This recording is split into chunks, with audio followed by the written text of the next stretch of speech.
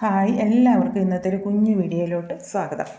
അപ്പോൾ എല്ലാവരും നമ്മളുടെ ചാനൽ സപ്പോർട്ട് ചെയ്യുക. ആദ്യമായിട്ട് കാണുന്ന കൂട്ടുകാർ പൊന്നൂസ് വള്ളി ചാനലൊന്ന് സബ്സ്ക്രൈബ് ചെയ്യുക. അതുപോലെ നിങ്ങൾക്ക് വീഡിയോ ഇഷ്ടപ്പെട്ടാൽ ഷെയർ ചെയ്യുക. നിങ്ങളുടെ അഭിപ്രായങ്ങളൊക്കെ കമൻറ്റ് ബോക്സിൽ അറിയിക്കുക. അപ്പോൾ ഇന്നത്തെ ഒരു കുഞ്ഞു വീഡിയോയിലോട്ട് നമുക്ക് പോകാം. അതായത് പപ്പായയെ കുറിച്ചിട്ടാണ്. നമ്മളുടെ വീട്ടിലെ ഏറ്റവും അത്യാവശ്യമായിട്ട് നട്ടു വളർത്തേണ്ട ഒരു ചെടി തന്നെയാണ് പപ്പായ. അത് പഴുത്തിട്ടായാലും പച്ചക്കായാലും നമുക്ക് വളരെയധികം വൈറ്റമിൻ അടങ്ങിയിട്ടുള്ള, വൈറ്റമിനും കാൽസ്യവും പ്രോട്ടീനും ഒക്കെ അടങ്ങിയിട്ടുള്ളൊരു ഫ്രൂട്ട് തന്നെയാണ്. അപ്പോൾ അതുപോലെ ബ്ലഡിൻ്റെ കൗണ്ട് കുറയുന്നതിനും ഒക്കെ നമുക്ക് ഡോക്ടർമാർ തന്നെ പറയുന്നതാണ് പപ്പായ കഴിക്കുവാനായിട്ട്. അപ്പോൾ ഇത് ദണ്ടേ ഹൈബ്രിഡ് ഇനത്തിൽപ്പെട്ട പപ്പായ ഞാൻ പാകി അരിവായി കിളിപ്പിച്ചിട്ടുള്ളതാണ്.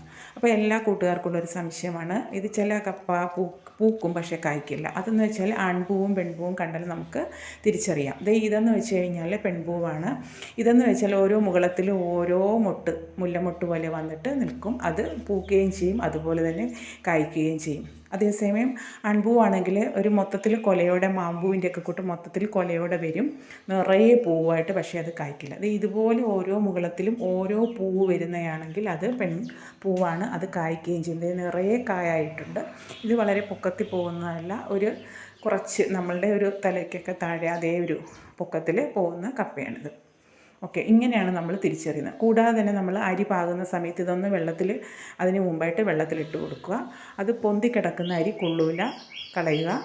വെള്ളത്തിന് അടിയിൽ കിടക്കുന്ന അരി മാത്രം എടുത്ത് പാകി കിളിപ്പിക്കുക. അത് നമുക്ക് ഫലവത്തായിട്ട് കിട്ടും. അപ്പോൾ ഇതൊക്കെയാണ് നമ്മൾ ആൺപൂവും പെൺപൂവും തിരിച്ചറിയുകയും ചെയ്യാം. അരിയും നമുക്ക് പാകുമ്പോൾ ശ്രദ്ധിക്കേണ്ട കാര്യങ്ങൾ. അപ്പോൾ നിങ്ങൾക്ക് എല്ലാവർക്കും വീഡിയോ ഇഷ്ടപ്പെട്ടു എന്ന് കരുതുന്നു. അപ്പോൾ ഇതുപോലെ നമുക്ക് ആൺപൂവും പെൺപൂവും തിരിച്ചറിഞ്ഞിട്ട്, പെൺപൂവാണെങ്കിൽ മാത്രം നിർത്തിയേക്കുക, ആൺകപ്പയാണെങ്കിൽ അപ്പോഴേ വെട്ടിക്കളയുക. യാതൊരു ഫലവുമില്ല, നമ്മളുടെ മണ്ണിലെ വളം വലിച്ചെടുത്ത് ചുമ്മാ വേസ്റ്റായി പോവുകയുള്ളൂ. അപ്പോൾ ഇത് കണ്ടില്ലേ, ഇതിൻ്റെ ആ ഒരു ഷേപ്പ്, മുല്ലപ്പൂവിൻ്റെയൊക്കെ കൂട്ട്. അതുപോലെ ഓരോരോ പൂവുകൾ അങ്ങിങ്ങായിട്ട് മുകളങ്ങളിൽ നിൽക്കും. അത് കായാവുകയും ചെയ്യും, നമുക്ക് ഫലവത്തായി കിട്ടുകയും ചെയ്യും. മറ്റേത് കൊലയോടെ വന്നിട്ട് നിറയെ പൂക്കളുമായിട്ട് നിൽക്കും, കൊഴിഞ്ഞു പോവുകയുള്ളൂ, കായ്ക്കില്ല. അതാണ് ആൺകപ്പ.